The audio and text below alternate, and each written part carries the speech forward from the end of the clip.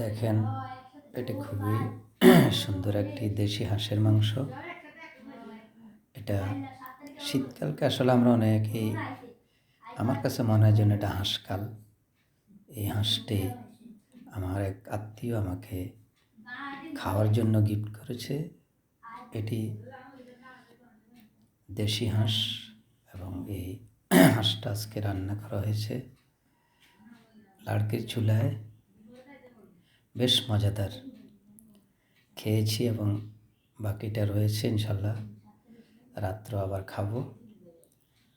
আসলে নিজেই একজন গিফট করেছে আত্মীয়, তাই লাড়কির চুলায় রান্না করে এই হাঁসটিকে ভুনা করা হয়েছে।